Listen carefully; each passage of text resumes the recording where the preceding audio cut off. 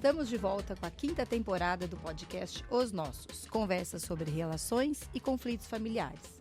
Estamos gravando aqui no Espaço Compasso Colab. Essa temporada está sendo gravada com convidados especiais, especialistas em questões de família. Eu sou a Dora, fundadora do EP, e estou aqui com a minha sócia, a advogada Renata Ferrara, e a nossa convidada especial de hoje, a juíza Fernanda Pernambuco. Hoje vamos conversar sobre a magistratura em vara de família. Fernanda e Renata, sejam muito bem-vindas. Olá, Renata, Dora, muito obrigada pelo convite. É um prazer enorme ter você aqui com a gente, Fernanda. Que bom. Bom, para a gente aquecer, Fernanda, há quantos anos você é juíza de família? Então, eu estou na magistratura há 30 anos. Entrei cedo, só para esclarecer. Só em vara de família, quase 20 anos, acho que 18 anos só em vara de família. E foi um caminho natural? Você já queria ir para a vara de família? Você tinha uma vocação ou aconteceu assim? Como foi isso? Na verdade, aconteceu assim, porque eu era muito nova mesmo quando eu entrei, tinha 23 anos. Então, eu imaginava que eu ia gostar de trabalhar no crime, no criminal, porque quando a gente estuda, né, quem faz direito sabe, quando você estuda, o crime é bem atrativo, assim, do ponto de vista do estudo. E eu lembro que quando eu estava na escolinha da magistratura, antes de entrar no concurso, um desembargador, numa das entrevistas, ele falou assim, a senhora já pensou, porque tinha umas entrevistas que você tinha aqui passando no decorrer da escola, a senhora já pensou em trabalhar com direito de família? E daí eu respondi para ele, eu não é uma área que me atrai, eu nunca pensei, não, eu gosto do criminal. Ele falou assim, que pena, porque eu acho que a senhora daria uma excelente juíza de família. Olha. Isso antes de entrar no concurso. E daí no decorrer mesmo da carreira, porque a gente vai fazendo de tudo, né? No começo, quando é substituto, faz crime, na época fazia até previdenciário, né, 30 anos atrás, comecei a fazer as audiências datilografadas, né. E então foi isso. Daí, com o tempo, eu me apaixonei. Então é assim, eu não me vejo trabalhando em outra área. Legal. Sabe que eu também amo direito penal, né? Eu acho que é o direito mais puro. Enfim, eu também tinha essa paixão assim na faculdade pelo direito penal. Interessante. Você sabe que eu fui fazer direito para trabalhar com direito de família? Já foi uma coisa que eu sabia. Eu queria fazer aquilo. Então, eu fui para a faculdade para fazer isso. Eu fiquei já trilhando.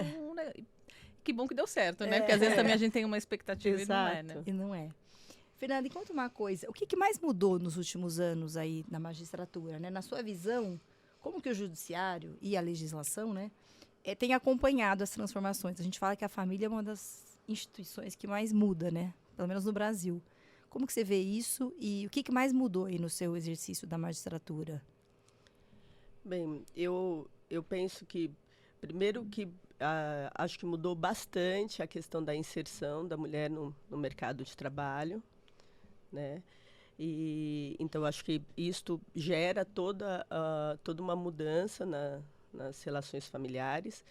Também a gente acompanhou, é muito recente, né, no Brasil, a lei de divórcio. As pessoas não podiam nem se divorciar, né? Então, a gente tinha que passar por uma separação prévia, eu tinha que fazer audiências para as pessoas justificarem, tentativa de retomada da relação, né? Que são coisas que hoje a gente pensa como, né? Fala, meu Deus, impensável. Mas então você tinha que perguntar para os dois se tinham certeza, se não queriam tentar. E as pessoas levavam até a sério mesmo, falavam, melhor a gente tentar de novo, etc. Né? Então, o judiciário acabava tendo esse papel que era muito focado, acho que na manutenção da família do ponto de vista tradicional. E o que eu acho que o judiciário teve que aprender, porque tem que se enquadrar mesmo nas mudanças sociais, é que a família não deixa de existir. Você não tem que insistir para aquelas duas pessoas estarem juntas, para que uma família exista e continue. Então, acho que penso que uma das principais mudanças foi dessa visão. Hoje, acho que não consigo pensar, mesmo os magistrados mais conservadores, tradicionais, eles sabem que o divórcio faz parte da vida, da sociedade, etc. Então, acho que isso mudou bastante. Já não perguntam, você tem certeza? Não. Já nem estão com as pessoas. As pessoas nem vão presencialmente. Não precisa mais, né? Não precisa mais. Era obrigatório, né? Era legal. Agora não tem mais essa audiência. Muito bom. Agora é interessante que você falou, parece que é como se o juiz na época, né, fosse um pouco conciliador, né? Mas conciliador sem o devido preparo, né? Porque a gente não tinha todo o conhecimento que tem do que é realmente uma mediação, que vocês sabem, né? Se vocês trabalham com mediação, o mediador tem que ter um preparo porque precisa ter um cuidado, porque ele tem um poder muito grande ali. Se a pessoa que está fazendo a mediação ainda está investido do cargo de juiz, ela tem um poder sobre aquelas pessoas maior ainda, de às vezes induzir algo, né? De transferir algo pessoal para aquela relação. Então é preciso muito cuidado e acho que é preciso muito estudo mesmo. As pessoas têm um temor, né, do juiz, e aí eu sempre percebo isso, que quando o juiz está fazendo a mediação e ele não tem um preparo especial, ele acaba o caminho entre tentar mediar e ameaçar, não no sentido técnico, né, criminal, mas assim, eu vou decidir assim, se vocês não decidirem assar, sabe, é complicado. Às vezes as pessoas caminham para um acordo por temor, e não porque realmente estão preparadas ou querem aquilo, né? E é, às vezes, catastrófico depois, né? Porque acaba que não funciona, né? Não, com certeza.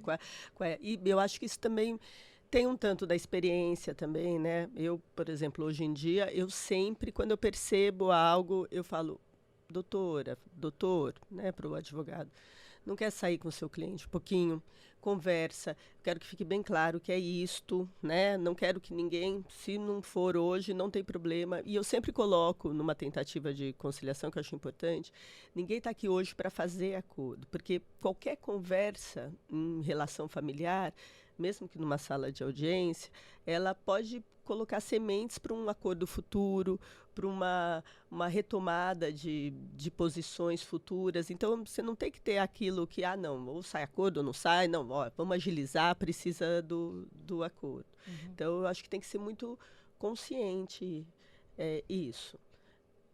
Mas é difícil, porque daí o número de demandas nem sempre permite isto. Por isso que é necessário, né, a mediação, etc. Agora, eu fiquei pensando uma coisa. Você falou da inserção da mulher no mercado de trabalho. O que isso causou mais? As mulheres demandam mais judicialmente porque conhecem mais seus direitos a partir do momento que elas entram no mercado de trabalho? Ou a característica delas demandando mudou? Porque elas trabalham, né? Quer dizer, o papel delas ali que mudou? Ou simplesmente elas vão mais a juízo em juízo, porque elas sabem que elas podem, enfim. Quem que é essa nova mulher? Bem, dava um tratado sociológico, não vou conseguir, seria leviano falar que é uma coisa ou outra, mas o que te chama mais atenção? Me chama atenção. Uma mulher no mercado de trabalho, primeiro começa a perceber que não está correto, que todas as atividades domésticas, e inclusive o cuidado dos filhos, né, que de um lado é prazeroso e de outro é cansativo, exige, né, o cuidado da casa, da organização. Em geral, a gente está numa sociedade estruturalmente machista, patriarcal, então, em geral, isso é atribuído. E mesmo nós, a gente não pensava em questionar por que essa atribuição é minha. Agora, a partir do momento que isso vai se solidificando, você já está trabalhando. E há um deslocamento, acho que, da relação de poder, porque quem detém o capital acaba tendo um poder maior na relação. Então, a partir do momento que a mulher fala, tudo bem, eu posso até, mas eu me viro, né? E mulher se vira mais, isso daí eu estou falando de um fato empírico, mas eu percebo. É muito raro num processo, por exemplo, uma mulher falar, eu estou desempregada, eu não consigo. A não ser que realmente sejam questões graves de saúde, você percebe que a pessoa ela vai ser mãe turista, vai fazer Uber, vai fazer coxinha, vai tomar conta do filho da vizinha, vai, assim, a mulher acaba tendo essa, talvez até por todo histórico, né, de ter ficado em casa e feito tantas coisas, eu acho que ela tem muito mais. Então, não existe uma mulher que fale, eu estou só desempregado. Faço limpeza, faço o que for, faço cabelo, faço a unha. Você Corre vê atrás, que né? E daí os homens parece que nisso eles ficam mais, não, estou desempregado, eu estou procurando e é isto. Então acaba a mulher se sentiu, acho que, empoderada de saber que ela se vira e eu não preciso ficar nesta dependência que ela acreditava ter. Né? Então, Agora, acho que isso é uma mudança. Em relação, pegando esse gancho, mas pensando um pouco na questão do cuidado que a Fernanda falou, você vê também, às vezes, um pouco o recorte social, de que classe social você está falando, também, às vezes, tem uma mudança importante, porque você tem as mulheres, por exemplo, que querem muito dividir as atribuições do cuidado, que precisam disso até para conseguir trabalhar melhor, fazer outras coisas, e aí homens nem tão dispostos a assumir isso. E de outro lado, às vezes você tem homens que querem assumir e mulheres que ainda conseguem, que estão muito apegadas a essa noção do poder, né? Então, ter a informação sobre o filho ou ter mais tempo com o filho acaba, não quero dividir isso porque é como se eu estivesse perdendo um espaço que eu conquistei ao longo do tempo.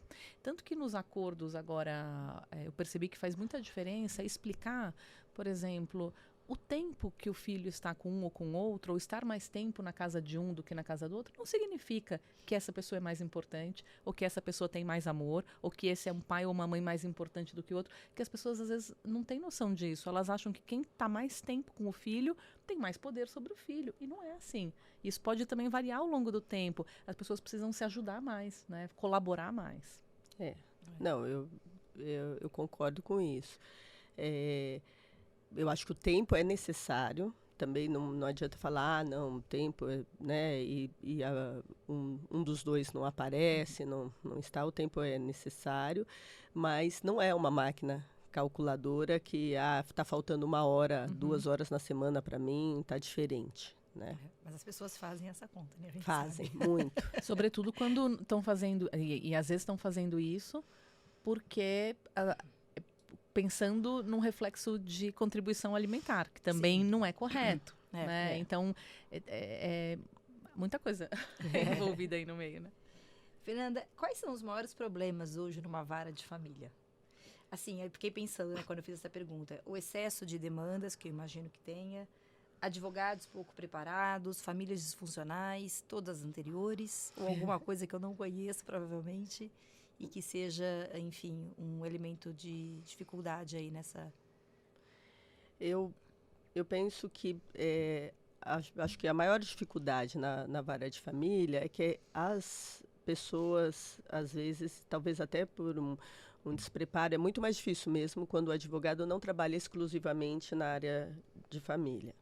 Porque o advogado que já é da área de família, ele tem uma outra visão. E uma hora ele está de um lado, outra hora ele está de outro. Então, ele aprende a fazer esse deslocamento e não tornar tão pessoal, né, aquela demanda. Ele sabe que o que, às vezes, uma reclamação que o cliente traz, ele já passou do outro lado, então ele percebe, e daí acho que isso já facilita um diálogo anterior, etc. As pessoas já vêm mais preparadas para a audiência. Então, eu acho que essa é uma dificuldade. E eu acho que se a gente tivesse mesmo uma mediação prévia, alguma coisa, isso facilitaria bem. Hoje, acho que na minha vara, em termos de demanda, é muito maior o número de demandas assim, judiciais por conta de guarda, se olhar lá na minha fila, assim, do que de patrimônio. As pessoas têm conseguido, acho que já está mais assentado como é a divisão. Lógico, eu trabalho na 3ª Vara de Família de Santo André. Então, eu estou no ABC, é diferente de quem trabalha no João Mendes, aqui no centro, em São Paulo. Então, tem um recorte que é da Grande São Paulo, etc. Então, as questões patrimoniais lá são bem menos frequentes, estão mais equacionadas do que a questão mesmo, que diz muito sobre o término da relação, sobre questões emocionais envolvidas e que o judiciário não vai dar conta de tudo, né? Você sabe que a gente gravou outro dia com a Silvia Marzagão, advogada, e a gente falou sobre se a ação de guarda hoje não estaria, de certa maneira, substituindo a discussão que acontecia quando se atribuía culpa no divórcio. Quer dizer, trazer para essa demanda uma discussão que é sobre o fim da conjugalidade, porque tem uma disputa de poder aí. Quer dizer, isso não é uma questão direta de causa e consequência, mas é como se aquela discussão que não existe mais porque não tem atribuição de culpa, os casais tivessem deslocado parcialmente e talvez até de modo inconsciente para a discussão da guarda, onde também há uma disputa de poder. Você acha que faz sentido? Faz bastante sentido, eu acho. Acho que faz bastante. Uma hipótese que a gente levantou. E aí eu acho que os advogados têm um papel super importante, porque, por exemplo, se você compara a legislação do passado com a legislação de hoje, numa ação de guarda, a gente não está mais fazendo uma competição entre pai e mãe. Quem é melhor, quem não é melhor, quem pode mais, quem não pode. A rigor, os dois têm que participar daquilo, tanto que quando a gente fala da guarda compartilhada como uma ferramenta que só não se aplica em situações muito específicas, o que você está trazendo é cada um vai contribuir com o seu melhor. Só que as pessoas acabam, muitas vezes, você pega as iniciais de guarda, para esse caminho do quem é melhor. Sim. Como se fosse uma coisa excludente. Como se fosse a respeito deles. Exato. Não, E tem uma coisa interessante que estava falando da dificuldade na vara, da família, né? E também a importância de ter a mediação antes. O que eu percebo? Quando as pessoas migram da tentativa de acordo para o judiciário, as partes, elas têm uma expectativa, elas olham para o judiciário como se fosse uma máquina que você põe o problema ali e vai cuspir de volta a solução. Como se elas não tivessem que se envolver na construção da solução. Então, eu percebo que às vezes é estranho para as pessoas, mas a gente está aqui, eu tenho que... Mas o juiz não vai decidir, mas alguém não vai dizer. E às vezes eu percebo que as pessoas até vão para o judiciário inconscientemente como um caminho de não se responsabilizar pela decisão. Foi o juiz que decidiu, foi alguém que decidiu por mim. Então, isso é uma coisa que também acho que os advogados, quem está envolvido, precisa trabalhar, porque mesmo no judiciário, as partes precisam participar dessa construção. Não é correto, é muito pesado você imaginar que o judiciário vai te dar a solução. Então, é uma coisa interessante também. É muito interessante. Eu acho que daí... requer não só, né, eu acho que de todos os operadores do direito precisariam ter esse treinamento de entender qual é seu papel ali, inclusive o juiz de família, porque o juiz de família também não pode pensar, né, ou querer impor os seus valores pessoais, né, para aquela família. Então isso precisaria ficar muito claro, porque a gente está ali, o que é o melhor interesse daquela criança, eu não posso só pegar o meu, a minha bagagem pessoal e falar, olha, para essa família o melhor é isto e tem que ser desta forma, né? Acho que você precisa, por isso que é importante, não só as partes já virem mais empoderadas, né? Entendendo isso, que a família é delas e existem situações ali que vão ser resolvidas por eles, e também acho que isso vem da nossa origem, né? Se a gente for olhar da origem mesmo sociológica, de onde está o judiciário nesse papel mais paternalista. Então é como se viesse o pai e falasse, agora chega de briga, vai ser assim e acabou, né? Isso, não, na minha opinião, né? Do jeito que eu sou. Eu acho que isso não funciona nem para o pai, né, para a mãe falando que vai ser assim. Naquele momento pode resolver. E acho até que tem casos que é preciso vir a regra. Tem casos que aquelas pessoas é o necessário para aquele momento, então precisa mesmo do juiz, vamos dizer, nessa posição hierárquica de cima para baixo, dirimindo ali. Mas eu acho que sempre que possível a gente precisa... empoderar as partes e elas entenderem que elas que vão, aquela família delas, e elas vão conviver com aquilo por muito tempo. Agora, ouvindo a Fernanda, me veio uma outra coisa, né? Queria muito ouvir sua opinião, porque a gente também tem situações, pelo menos aqui em São Paulo acontece muito, em que as partes constroem um acordo, levam o acordo para o judiciário e têm dificuldade de homologar o acordo, porque isso bate muitas vezes com o que você estava dizendo do valor pessoal de quem está decidindo, né? É tão contraditório isso, né? Porque, imagina, no litígio, o Ministério Público, o juiz ficam ali tentando fazer com que as partes façam um acordo. Às vezes tem um acordo super bacana, de tempo equilibrado, né? Aí o juiz e o promotor acham que aquilo não é o melhor para aquela família. Eu sempre digo o seguinte, olha, move um litígio que em 6 meses, qualquer acordo que você fizer vai ser homologado, né? Como é que você vê isso? A dificuldade, muitas vezes, que o juiz, o promotor tem de se desvincular dos seus valores, até para acolher que aquele acordo para aquela família é o que... E como na sua prática, assim, você, na sua atividade, já teve a situação de não homologar um acordo? E o que te levou a fazer isso? Assim, porque, por tudo que você fala, acho que isso para você é uma situação bem pontual e muito excepcional, né? Como foi, se isso aconteceu, ou o que você pensa sobre isso? Bem, eu já tive algumas situações de não homologar acordo de início. Não simplesmente não homologar, mas chamar para entender melhor. Para entender melhor. Mas eu sou um pouco na direção oposta, né? Vamos dizer, ao que eu vejo dos colegas. Eu não homologuei e hoje em dia até chegam bem poucos acordos nesse sentido. Acordos em que, sem qualquer explicação, principalmente o pai, né, fosse totalmente alienado, excluído. Então, da convivência. Então, tem acordos assim, que o pai está concordando ver o filho uma vez a cada 15 dias, das 14 às 16h30. Vários, assim, eu tive... Daí eu não homologo. E eu já... Entendeu? Vem um acordo de guarda unilateral e um convívio muito... restrito. Se não me explicar o que está acontecendo... se não vier, né? Lógico, tem casos graves, tem casos de pessoas, né, com problemas de saúde, às vezes mental, etc., graves. Então, precisa ter um cuidado na forma de contato, etc.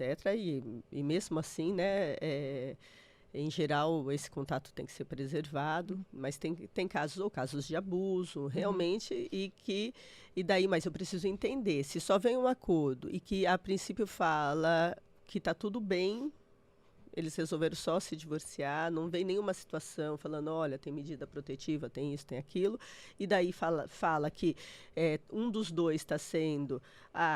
ou até a mulher, tinha muitos casos que vinham e a mulher aceitando, ela saiu de casa, então, veja, ela vai ver uma vez por mês. Nossa. Daí você fala... Como uma punição, não homologo. Né? Uma coisa Exato, como se fosse uma punição. Não homologo. Então, é um pouco o oposto disso. Agora, acordos em que as pessoas... vai ficar mesmo uma semana ficar numa casa de uma semana na casa de outro. Ou acordos em que um todo dia busca na escola mas não dorme nunca com o filho, etc. Assim, estando bem formulado, eu sempre homologo. Mas eu sei de muitos colegas, até porque eu participo de alguns grupos de discussão de magistrados, participo de grupo de discussão de juiz de família do Brasil inteiro. E muitos se colocam dizendo que não, como se o papel do judiciário fosse esse. Eu tenho uma visão um pouco diferente, porque a verdade é que se a gente fosse olhar as famílias que não estão separadas, essa é sempre uma pergunta que eu faço. Então, eu dou até exemplos. A rotina deles, né? A rotina dos filhos, principalmente nos grandes centros, se a gente for pensar, né? Eu sempre dou exemplos, assim, familiares até. Eu dou exemplo na audiência. Eu falo, olha, eu tenho, por exemplo, tenho primos que moram em Cotim, condomínio fechado. É muito difícil. Os filhos foram crescendo, indo para o ensino médio, etc. E a avó das crianças mora em São Paulo, próximo da escola. Então, os adolescentes começaram a ficar durante a semana na avó. Os pais passam, almoçam junto, voltam para o trabalho, porque são autônomos, e os adolescentes ficam pequenos e ia dormir com eles. Alguém do judiciário vai lá e fala, olha, vocês não estão fazendo bem para os filhos de vocês, porque eles estão dormindo todo dia na avó. Isso não é bom. E o outro, então, só vê os irmãos nas refeições e vai dormir né, em Cotia, quer dizer, ninguém pergunta isso. As pessoas, né, tem gente que também combina, olha, a avó ou uma tia vai buscar na escola e já dá banho na criança, etc. E o pai passa a pegar a criança, ou a mãe passa, e às vezes a criança já está até dormindo. Ninguém fica perguntando, olha, mas será que está certo, não está? Aquilo é um arranjo familiar que era o que é possível, nem sempre é o melhor, nos grandes centros a gente sabe que é assim. Era o que é possível para aquela família. E o que funciona para eles. Isso, o que funciona para eles. Agora, se viesse para homologar um acordo assim, os adolescentes dormirão durante a semana na casa do avô. Então, entende? Sim. Não, e quem vai fiscalizar depois? Porque também tem isso, né? O judiciário não vai bater na porta das pessoas para checar se estão cumprindo o acordo ou não. Eu já tive situações do MP, eu dizer assim, não, mas no papel vai ficar assim, vocês façam como vocês quiserem. É um grau de insegurança, porque o ideal não é que o acordo preveja exatamente o que as pessoas estão fazendo, até para dirimir as dúvidas. Agora, e aí entra um pouco naquilo, né? A pessoa está olhando daquilo que é melhor, que ela entende que é melhor para os outros, como se a gente pudesse ter essa atividade de saber o que é melhor para cada família, no íntimo de cada família. Não sei o que é melhor para mim. Então, em relação a essa questão da não homologação, né, que eu tenho uma visão que realmente não é a visão de todos os magistrados, para ficar claro, né, é uma visão pessoal, do tempo, da experiência. Então, eu acho que, fora casos muito específicos, a gente precisa respeitar aquela família, aquele arranjo familiar, que cada um tem o seu. Se hoje, né, quem está nos ouvindo, parar um pouquinho para pensar qual que é a sua rotina, vai pensar se conseguiria homologar essa rotina no judiciário, né? Então, esse acho que é o primeiro ponto. Agora, eu tenho uma história pessoal bem interessante quanto a isso. Quando eu sou divorciada, né, só para esclarecer, me divorciei, eu tenho 3 filhos do meu primeiro casamento. Depois eu casei de novo, hoje em dia eu sou casada, eu tenho um filho de 15 anos e o meu marido é divorciado e ele tinha, quando a gente se conheceu, ele tinha uma filhinha que estava fazendo 2 anos. E ele era divorciado desde que ela era bebê. Então eu vivi todas as situações, a situação de madrasta, a situação de mãe, né, divorciada, a situação de ter um filho que é dessa família mosaico, né? Vamos chamar assim. Mas quando eu fui me divorciar, a gente ainda se separou e depois foi se divorciar. A gente foi homologar o acordo, isso em 2006, antes da lei de guarda compartilhada. E eu já acreditava na guarda compartilhada, entendia que ela era possível, em que pese não existisse a lei específica, mas não existia nada que dissesse que não seria possível ou necessário o contato com ambos os genitores, etc. Isso era uma convicção muito, muito forte. Então, a gente foi para homologar o divórcio consensual, e com o nosso arranjo de guarda compartilhada, que era de pernoite de terça e quinta com o pai, segunda e quarta comigo e finais de semana alternados. Não era isso. Mas isso em 2006, a primeira lei de guarda compartilhada é de 2008. E quando chegou lá, ficou demorando. Eu acho que daí também viram a qualificação da pessoa, então homologa, não homologa. O promotor chamou para conversar, daí veio uma promotora também para entender, porque se a gente sabia o que a gente estava fazendo... Não, eu sou juíza de família, mas eu não sei o que eu estou fazendo. Sim, olha, porque... Não, mas já está fazendo assim, não, é isso mesmo. Pediram para conversar separado, teve que sair, conversar com o pai, conversar comigo.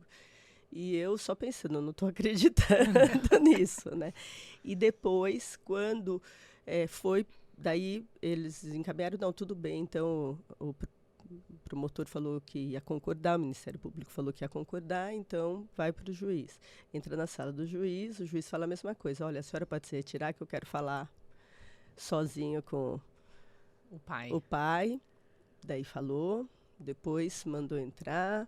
E daí falou, mas a senhora entendeu? A senhora trabalha com isso, mas a senhora entendeu? A senhora não acha que isso vai criar uma confusão, uma ausência de rotina, etc. Quer dizer, eu acho até que foi homologado sem essa maior dificuldade, por conta até de olhar a qualificação das partes, etc. E acho que acabou sendo homologado. Mas eu senti, então, na pele essa dificuldade, sendo que era algo que a gente já estava praticando, né, há 1 ano, quando a gente chegou para assinar o divórcio. Então, é difícil mesmo. E essa coisa da rotina, né? Eles sempre falam isso. Rotina, e esquece que a rotina não é mais do que previsibilidade. Você saber e poder se organizar, isso traz a rotina. Né? Como as pessoas falam, não, é como se a criança tivesse que estar sempre no mesmo lugar. Gente, nós não estamos sempre no mesmo lugar. A criança precisa saber o que vai acontecer. Né? Exatamente. Os pais parem de brigar e resolvam com antecedência o que vai acontecer com ela. Né? Não, e eu acho, assim, eu acredito mesmo que no mundo ideal seria melhor mesmo que as pessoas não tivessem que dormir numa casa, dormir noutra. É verdade. Só que não existe uma verdade só nessa história. Existe uma verdade de que seria mais tranquilo se a gente pudesse dormir todo dia na mesma casa e todo mundo junto. Tá bom, esta é uma verdade. Mas ela supera a verdade de que é muito importante se manter o contato com ambos os genitores, que é muito importante participar da vida efetivamente, da rotina da casa de ambos os genitores, e não só se sentir uma visita ou alguém sem lugar, né? Porque se a gente for pensar, o que mais acontece se a gente não garante isso de início na prática é que as pessoas vão reconstruir suas vidas. E aquele que está afastado do outro, inevitavelmente, vai construir outra família. Isso é justo com os filhos, né? Essa ausência de formação de vínculo, ou esse enfraquecimento do vínculo pelo afastamento, porque se acredita que não pode ser dessa forma. Então, eu acho que isto é um ponto muito importante. E o outro ponto importante é a questão que também penso que é cultural, que a gente tem muito medo do conflito. O conflito não é o problema. Os filhos têm que aprender que existe conflito, né? Mas se a gente tiver respeito, se a gente reconhecer os erros, porque nem sempre é possível, mas a gente reconhecer o erro, chamar e falar, olha, né, não está muito correto. O conflito pode ser até saudável para os filhos entenderem que ele existe e é possível encontrar soluções. Então, eu acho que para uma sociedade, para a gente ter uma sociedade mais amadurecida do ponto de vista de entender que existem frustrações que a gente vai enfrentar, que existem na vida, isso se traduz para a vida. Então, o importante é não frustrar o filho, não é verdade. Né? O importante é a gente ter essa atenção, perceber o sofrimento e tentar lidar com isso da melhor forma. Né? Muito bom. Bom, então sobre a guarda compartilhada, né? Acho que todo mundo aqui concorda que foi super importante essa conquista, né? Até você foi uma precursora, depois veio a lei, depois veio a outra lei, né? De 2015, se eu não me engano, a segunda lei. E isso mudou realmente, eu acho que é a convivência familiar, né? A convivência dos pais com os filhos. Para algumas pessoas, quando os pais não se comunicam bem, isso pode ser um empecilho para a guarda compartilhada, né? A gente não concorda com isso. E, aliás, o aplicativo Os Nossos existe também por isso, né? Precisa se comunicar e garantir essa guarda compartilhada. Eu queria saber qual é a sua visão, né? Porque na magistratura, alguns juízes acham que não pode haver guarda compartilhada, ou não deve haver, se os pais não se comunicam, ou se comunicam de uma maneira muito, muito pesada, né? Com muita briga e tal. E alguns juízes acham que não, que os pais têm que dar um jeito nessa comunicação, põe a guarda compartilhada na decisão e vão embora. Qual que é a sua visão sobre isso? Você acha que é possível ter guarda compartilhada com pais que não se comunicam ou que têm uma comunicação precária, né? Como equacionar o direito dos filhos com a divergência dos pais? Então, assim, primeiro tem a questão do que eu acho. O que eu acho, né, já é público, que eu acho que a guarda compartilhada deve ser um objetivo a ser perseguido sempre, né? Esse compartilhamento, essa participação de ambos os genitores. Então, isso é um ponto. Mas quando se fala, né, que existem juízes que não concordam, acham isso, acham aquilo, eu tenho uma solução boa que para os operadores do direito salva bastante. O que diz a lei? A lei anterior dava essa escapatória, porque ela falava sempre que é possível. Compartilhamento da guarda seria sempre que possível. Toda a luta foi para tirar esta frase. Não existe mais essa frase. Então, não existe mais essa possibilidade do que eu acho, sempre que possível. Não tem comunicação, então não é possível. Não interessa. Só não será compartilhada se a gente for ler. Então, vamos ser, né, juristas mesmo, kelsenianos, assim, né? Para quem é da área, delícia! Né? A lei fala, haverá o compartilhamento da guarda, está lá na lei, é só ler, e está escrito. Quando não haverá, se um dos genitores não está apto para o exercício do poder familiar, ou seja, situações graves, por óbvio, né?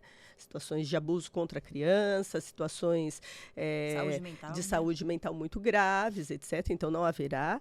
Ou se um dos dois efetivamente não quiser, né? O que eu ainda questiono, que eu acho que numa evolução da lei não tinha esse não querer, mas se um dos dois não quiser exercer a guarda. Fora isso, não está lá. Se os pais não se comunicam, se os pais não se respeitam, se os pais não isso, não aquilo, não está na lei. Então, independente da minha opinião pessoal, no meu caso, a lei facilitou, porque vai de encontro aos meus valores pessoais. Mas se não fosse, eu acho que o caminho a gente recorreu ao que diz o texto legal. E o texto legal não tem esta questão do conflito, não tem essa ressalva. Daí, lógico, então mas daí gera uma ansiedade, daí eu estou falando do lado de cá, né, do juiz, tal. Mas como então vai ser isso? Se tiver conflito, isso inviabiliza. Realmente, se tiver conflito, as coisas, conflito assim permanente o tempo inteiro, porque as pessoas estão, na verdade, trazendo outras questões. Sim. E não necessariamente se deslocando para olhar para os filhos, né?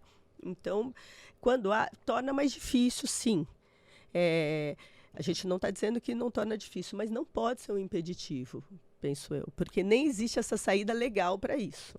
Uma boa comunicação torna tudo mais fácil, inclusive a guarda compartilhada, mas também não inviabiliza as coisas todas, né? Agora, tem uma coisa que eu acho muito interessante também, que eu sempre pergunto, assim, mas como você acha que seria se não fosse a guarda compartilhada? Porque daí você percebe que as pessoas acabam achando que a guarda unilateral dá a elas poderes que não dá. Poderes de decidir exclusivamente sozinho, fazer acontecer, o que também não é verdade. Hoje a gente tem até uma questão que sempre surge, a história da mudança de domicílio, está expresso na lei. Independentemente do modelo de guarda, para mudar de domicílio, eu preciso da autorização do outro, da criança, né? Do outro, ou uma autorização judicial. Que é uma coisa, se você olhar a jurisprudência de 20 anos atrás, quem era o guardião, e aí eu acho que daí vem essa disputa, porque quem era o guardião decidia tudo, da comida que o filho vai comer, aonde o filho vai morar. Então, se eu tenho a guarda unilateral, eu saio de São Paulo e vou para o Acre, você pega jurisprudências que diziam, quem tem a guarda decide. Faz como quer. Então, é por isso que as pessoas acabam tendo essa luta, porque elas ainda têm a ideia de que a guarda tem esse poder todo. E aí vira uma confusão inteira, né? Porque tem juiz... Eu sinto, assim, que falta uma clareza real do que é poder familiar, do que é guarda, o poder familiar ali como algo supremo e a guarda como uma gerência, ou o que eu gerencio numa guarda compartilhada, o que cada um decide na sua casa. Isso não é claro, né? Nem sei se teria como fazer isso, mas eu acho que o desconhecimento e a falta de clareza também do que é cada coisa traz um pouco de confusão para isso, né? Não, com certeza. E penso, mas assim, é uma coisa que eu sempre penso, porque existia no começo essa discussão, mas o fato da guarda ser de um ou de outro não modifica diversos pontos que dizem respeito ao poder parental. Isto é fato, é verdade? É verdade. Mas como na nossa sociedade a gente tem essa tradição, e tem essa tradição de que o detentor da guarda fazia e desfazia da forma como quisesse, eu acredito que a palavra tem poder, sim. A palavra tem poder no sentido de que dá àquele uma tirania mesmo de falar, a guarda é minha, eu fiz porque foi desta forma. Então, só o fato de se atribuir a guarda compartilhada, independente até de arranjos que às vezes as partes se resumem aí a encontrar os filhos finais de semana alternados. Porque fisicamente às vezes é inviável isso. Às vezes é inviável, etc. Mas só o fato de existir o compartilhamento exige... Eu já tive casos que a pessoa vem, quer modificar a guarda compartilhada, etc. E daí eu pergunto por que. Ela fala, porque eu não aguento mais ter que informar tudo o que acontece a respeito do filho. Né? É muito cansativo ter que ficar falando, olha, tem reunião de escola, olha, tem isso, tem aquilo. E eu quero poder decidir. E então, daí a gente percebe que é cansativo mesmo, né? Mas ter filhos é cansativo. Acho que se tiver fácil, você está fazendo alguma coisa errada. Muito bom. Fernanda, o aplicativo Os Nossos foi desenvolvido, né, pensando em dar autonomia para as pessoas resolverem as questões do dia a dia e não judicializarem, num primeiro momento, as questões do dia a dia, né? Eu sempre falo isso. Deixa para o judiciário o que é grave, urgente, violento, enfim, né? As questões que realmente precisam de um juiz para serem resolvidas. E também para incentivar a autonomia do casal parental para resolver essas questões e se autorresponsabilizarem pelo que falam, pelo que fazem. Né? O aplicativo tem uma coisa diferente do WhatsApp, que quando você escreve, você não pode apagar. Então, escreveu, se responsabiliza. Né? Eu tenho esse ideal de que os adultos vão ser adultos e vão se responsabilizar. E nesse tema eu queria saber, você acha que o judiciário tem trabalhado, de alguma maneira, para diminuir as demandas que poderiam ser resolvidas dentro de casa? O judiciário, de alguma maneira, incentiva isso, para que as pessoas tenham mais autonomia e só levem para lá o que realmente precisa ser judicializado? Ou isso não acontece lá dentro? Como que está essa questão? Eu acho que tem trabalhado bastante, mas não o suficiente, né? Acho que estamos bem longe de um ideal. Eu penso que por exemplo, o aplicativo eu acho sensacional, né? Porque realmente tem questões que podem mesmo ser dirimidas de forma mais rápida, mas a gente está numa sociedade, eu percebo, que está querendo terceirizar tudo. A gente percebe em outras áreas, né? Sim. Então, tudo parece que precisa ser terceirizado. Do cuidado, ou mesmo na escola, às vezes, situações que podiam ser resolvidas ali, etc. Então, isso vai para o psicólogo, isso vai para a fono, isso vai... Então, assim, uma conquista que foi excelente, que foi a gente perceber e saber que a gente precisa de profissionais para nos auxiliarem, etc. Por outro lado, talvez faça que os adultos acabem mesmo se infantilizando. Tipo, não sou capaz de nada, de resolver nada. Então, eu acho que essa é uma questão. E eu acho que o aplicativo facilita isso. Olha, isso cabe a gente vai resolver. E nem sempre concordar. Resolver é nem sempre concordar, é olhar o que é possível. Então, este é um primeiro ponto. E eu acho que o que chama atenção é que no aplicativo Nossos, e assim, me chama a atenção para a questão que quem deve resolver determinadas situações são os pais. Outro ponto muito comum que a gente não tocou aqui, mas é que tem sido muito, eu tenho notado um aumento assim desta fala, mas o nosso filho faz o que ele quer. Ele que decide. Ele que vai saber se ele quer ir ou não quer ir, se ele quer fazer ou se não quer fazer. Então, e daí eu sempre falo, olha, se isto fosse verdade, a gente não precisava nem do Estatuto da Criança e do Adolescente. Para quê? O filho decide, Ele decide se vai tomar vacina, se não vai tomar vacina. Ele decide se ele vai para a escola ou se não vai. Se ele vai ficar mudando de escola várias vezes. Vai tomar banho ou não vai tomar banho, não é? Exato. Os pais fazem um escândalo que o filho não quer tomar banho, mas acham que tem que tomar. Aí, mas coisas tão sérias como essa, não. O filho vai decidir. O filho decide. Mas ele não decide? Não decide. Às vezes eu percebo um espanto mesmo quando eu digo, não, o filho não decide. Mas se ele não quer ir, paciência. Se o seu filho não quiser ir para a escola, né? Eu dou até um exemplo, eu dou muitos exemplos pessoais. Eu sou assim... É bom que a pessoa se reconhece, né? Nas audiências. Mas eu lembro minha filha, uma das minhas filhas pequenininha, ela não queria ir para a escola. Ela não queria ir para a escola, ela era pequena, eu precisava trabalhar e eu precisava deixar na escola. E eu deixava ela chorando na escola. Eu deixava, porque eu sabia... E aí eu lembro que a professora falava, depois fica olhando. o que acontece? Eu deixava ela fazer com os bracinhos, que nem o garoto do Chaplin. Ela fazia com os bracinhos daquele jeito, eu deixava, arrancava do meu braço.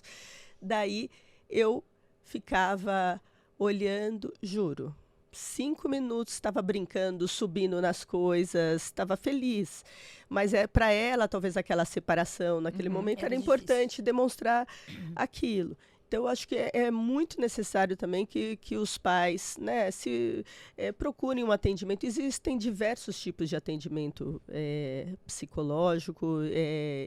Não penso que isso é elitizar. Né? Existem vários serviços que dá para procurar para que você tenha essa segurança de que o melhor para o filho é aquilo. Então, eu falo da escola, deixei chorando. Então, você vai deixar com o outro genitor chorando? Vai, porque às vezes a criança precisa chorar. Né?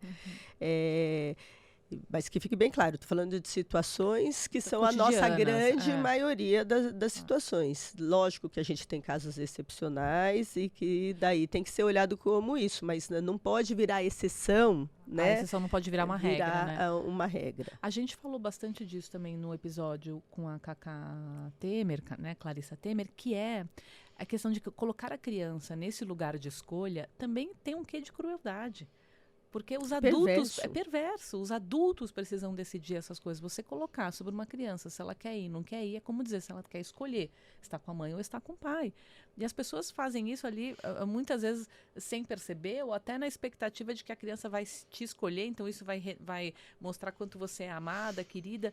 Assim, os pais às vezes acham também que estão privilegiando ou protegendo, dando esse poder de escolha, mas na verdade estão sendo perversos. Porque você está colocando uma criança num lugar que não é para ela estar, naquela situação, naquele momento, né? Não, com certeza. Eu vou passar para a próxima, só um comentário que você falou dos adultos infantilizados, né? Eu concordo, terceirizando as decisões e tudo que tem que ser resolvido. E aí eu fico pensando, porque no aplicativo, né, as pessoas estão lá, os adultos, o aplicativo é um terceiro, mas é um software, né? Então, é assim, adultos, é entre vocês. Vocês têm que escrever, se responsabilizar, decidir. Será que as pessoas estão prontas para isso, né? Mas são as questões do dia a dia. Ali ninguém vai resolver qual vai ser a guarda. São as questões, assim, as férias, a escola, enfim, o acampamento de férias. São coisas triviais. E quando as pessoas resistem a resolver essas questões triviais com autonomia, eu fico um pouco preocupada. Qual que é o futuro disso? Porque se qual elas... é o futuro do mundo, né? Porque se elas não se dispõem nem a isso, tudo vai ser terceirizado, né? A Andréa Pachá sempre conta, né? Que chegou para ela uma ação para ela resolver qual a escola o filho ia estudar. Não, mas tem muitas, assim. Sim. Eu tenho muitas. Não é só uma, né? E tem juiz até que preocupante que isso. extingue. Eu não extingo, porque eu penso que talvez seja um pedido de socorro, então a gente chama... Curiosidade jurídica, ele extingue com qual... Fala que esta é uma questão que diz respeito à família e que não julga. Eu não sabia dessa possibilidade. Muitas das vezes isso acaba um jogo de forças, né? Quer dizer, o que uma escola que um acha, o outro acha, enfim. Mas interessante. Mas eu acabo chamando para entender um pouco, porque em famílias você precisa ter essa visão de que nem tudo que é trazido traz o conteúdo, né, um conteúdo latente que está por trás daquilo. Às vezes é um conteúdo econômico, porque uma das partes ficou de pagar a escola, né? Então se mudar, como fica. Às vezes são diversos tipos de conteúdo que só aquela petição não traz. Muito bom. Agora, você sabe também, falando do aplicativo, né, que eu vejo o aplicativo como um lugar em que as pessoas também podem experimentar, né? Porque assim, surgiu uma situação, vamos decidir desse jeito. Foi bom, não foi? Deu certo, não foi? Na próxima, como que a gente vai tentar diferente? Mais real do que é no judiciário. Porque no judiciário eu tenho a sensação que as pessoas elas estão se movimentando embaixo de uma grande lente. Então, tudo que as pessoas fazem acaba ganhando um aumento, pro bom, pro ruim e tal. E as pessoas tendem a se comportar muitas vezes melhor porque estão no judiciário, porque o juiz está vendo, porque não sei o quê. Então, quando aquilo termina e você vai para a vida real, é como terminar uma dieta, né? Você terminou a dieta, voltou a comer tudo que você comia, a coisa vai desandar. Então, o aplicativo acaba sendo um lugar para experimentar tomar as suas decisões, para experimentar fazer os ajustes e fazer diferente, voltar atrás, fazer acordos provisórios. É uma ferramenta interessante de liberdade, né? Que as pessoas podem se comprometer a usar. Se os adultos estiverem como adultos, eles vão conseguir usufruir isso, né? Senão, infelizmente... E acho que facilita para quem tem uma dificuldade de comunicação mesmo, pessoal, ou por temor mesmo, de situações vividas. Claro. Cada um, né? Tem pessoas que saem mais fragilizadas. Sim. Então, aquilo acho que possibilita que haja, né? Que se tome até coragem para se colocar o que se acha em determinadas situações. Eu, muito antes de existir o WhatsApp e aplicativo, eu tinha uma coisa, quando eu percebia isso, eu falava que na mochila da criança, nas coisas da criança, era para pôr uma agenda. E o que você quisesse falar, porque a gente tem situações graves, eu sei que impensáveis, mas assim, da criança está tomando antibiótico numa casa, por exemplo, e na outra não vai tomar, porque a genitora não vai falar que a criança, enquanto está comigo, tomou remédio. Vai para o pai, não tomou remédio, porque eu não falo com ele não fala comigo, entendeu? Então, situações até graves. Então, eu falava, manda uma agenda e escreve na agenda. E a agenda é prova. Pensa bem antes do que vai escrever na agenda. Então, eu que sou do tempo do papel ainda, eu já falava, manda um caderninho, escreve, ótimo, né? Olha, está acontecendo isso. Porque são situações muito do dia a dia. O judiciário não vai dar conta disso, né? Filho tem fase do pesadelo, ou já passou da fase de fazer xixi na cama e está fazendo xixi na cama. Como que o outro vai reagir? Então, se eu já escrevo, olha, está acontecendo, não sei porquê, etc., o outro já está preparado, eu estou sabendo, né? Então, eu acho que são coisas que auxiliam no cuidado, e não é isso que os pais querem, não deveria ser, né, o melhor para os filhos, o maior cuidado possível. Isso mesmo. Bom, a última pergunta. Na Argentina, né, para entrar com uma ação judicial de família, você tem que demonstrar que você passou pela mediação, pelo menos que você tentou a mediação, mesmo que não tenha evoluído. Você concorda que o Brasil poderia ter algum pré-requisito para o judiciário? Eu sei que a Constituição dá o direito de petição, etc. Isso é uma coisa sagrada no Brasil. Mas será que se tivesse algum tipo de pré-requisito, a gente não evitaria algumas demandas, entre aspas, desnecessárias? Então, com certeza, acho que a gente evitaria, mas a gente esbarra mesmo, que nem, como você falou, Dora, a gente esbarra numa questão legal processual, que é a questão constitucional de que ninguém pode ser impedido de ter acesso ao judiciário. Então, essa é uma questão que não torna, no momento, a não ser que a gente mudasse isso, né, não torna possível esse pré-requisito. Mas o pré-requisito me parece bem saudável. Eu participei na época lá da lei de mediação, participei de várias discussões, e daí até uma colocação de quem trabalha com mediação, não querendo ensinar, né, o Padre Nosso, mas que a mediação deveria ser espontânea, e você obrigar uma mediação, você já tirou, se a pessoa se sentir obrigada, você é obrigado a passar por isso, você já tirou parte, essa era uma discussão, você já tirou parte da essência da mediação, que deveria ser desse caminhar das pessoas para isto. Mas ainda com esse porém, eu acho que penso que se existisse esse pré-requisito, seria excelente. Eu acho que já evitaria... na verdade, a obrigatoriedade é de você fazer a pré-mediação. Seria, né? Isso seria o ideal. Conhecer. Então, você vai à pré-mediação, conhece, aí você tem a opção de aderir ou não. Porque eu acho que nesse modelo não fica coercitivo, né? Não tira a espontaneidade. Você vai na pré-mediação, conhece, e aí você pode escolher.